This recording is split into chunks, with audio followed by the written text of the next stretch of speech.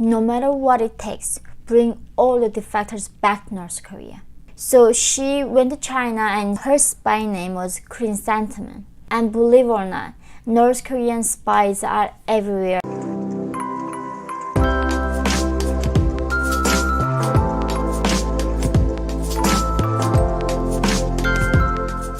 Hi guys, welcome to my channel. My name is Yeonmi Park and I'm a North Korean defector human rights activist. So today in this video, I have decided to cover a recent New York Times article. It's literally named, "She Fled North Korea for Freedom. Then she was arrested."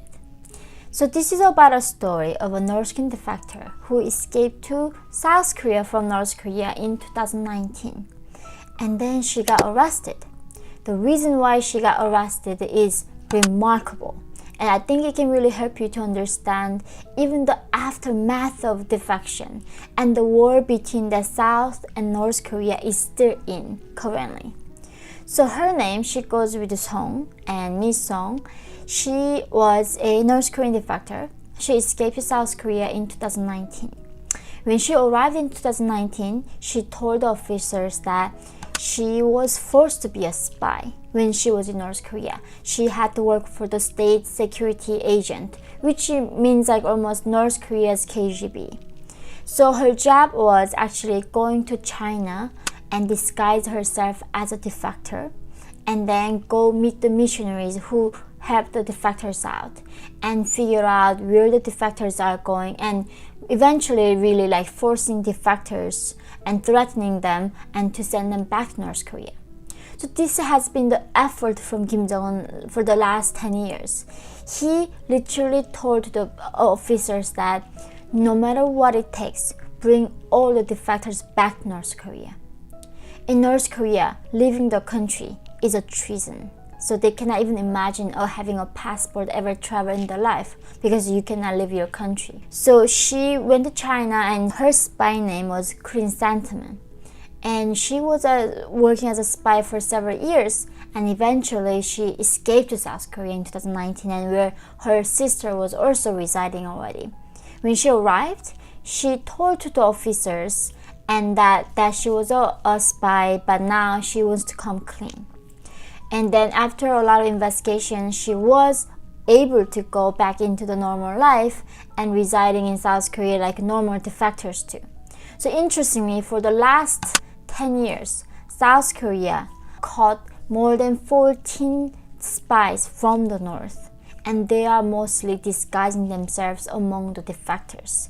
And their job is also mainly returning other defectors. So they go. What these defector spies usually do is getting to know other defectors.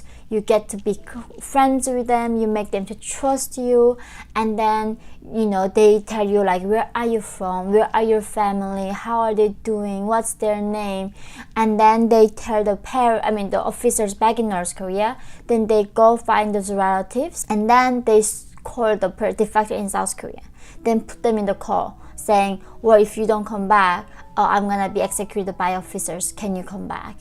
And imagine that if you're a parent, your son calls you over like, Mom, I'm about to get killed, please come save me. Or if your parents there saying the North Korean officers are gonna kill them, you would go, right? And so that using a family has been the biggest threat against defectors.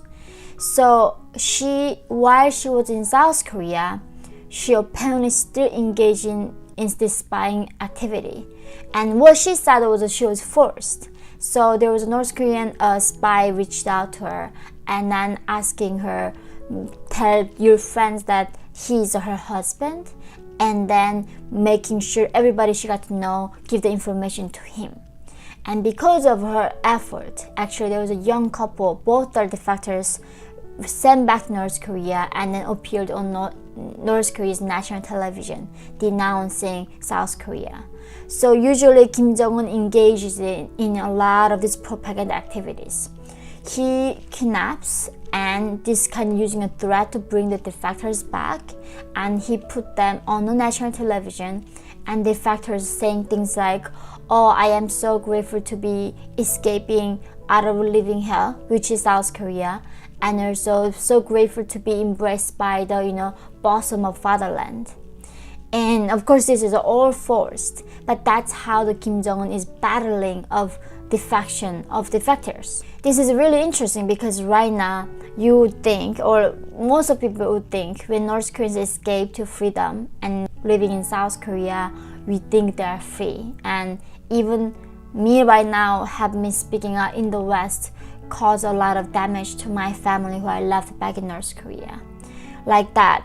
Even though a lot of defectors don't speak out, most of them actually do not speak out, but that's not even enough. Even because they escaped, the spies and Kim Jong-un sent agents assassinate them, kidnap them, and using these threats to bring them. And this is why until 2019, some years, there were like almost 3,000 North Korean defectors making into South Korea. And last year, in 2019 actually, only dropped to around 254 people.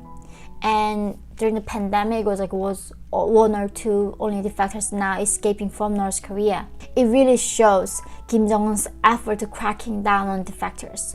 And I really want to talk about why. I don't know if you guys have seen that video previously about how China caught North Korean defector and sending him back to North Korea, and why China and North Korea are so eager to catch defectors. They really view the defectors as a national threat. So if the North Koreans get out, first thing, even though they don't speak out, they are gonna reach out to their family members through brokers. So that's how the outside information going into the country. And not only that, the defectors who escapes usually reach out and send the brokers back to North Korea and rescue their family members. So usually defectors comes out, they just don't go out because they want to have a good life themselves. They go out, they make money, they send them back to their family, and they make more money, save money, and make enough money to use a broker and bring their family members to freedom. And that's how it has been going on. And Kim Jong-un, of course, cannot allow that. And on top of this threat to Kim Jong-un, now there are defectors like myself who comes out going international stage and expose the crime they're committing inside. And the UN, there's the Security Resolution and Human Rights Assembly, and all these international bodies pressure on them is really making him not do what he wants to do, which is maintaining power forever. So that's why this battle between North Korean defectors in South Korea and between the spies sent by Kim Jong-un is not gonna end. And believe it or not, North Korean spies are everywhere. It's not just only in South Korea. It's in America, especially it's in America. It's in Europe, in South America, in the Middle East. Everywhere there are North Korean spies and they're working. So I know the world seems so peaceful when you do not know much, right? But when you really understand what's going on, there are so many evil forces are working behind. And thank you for coming to this channel and learning about what's really happening in the behind the scenes. And I'm for the first time grateful for New York Times to cover this topic that is very not familiar to the Western audience. So love you guys. Please join my Patreon. I get my signed copies for holiday gifts. I look forward to seeing you all in the next video.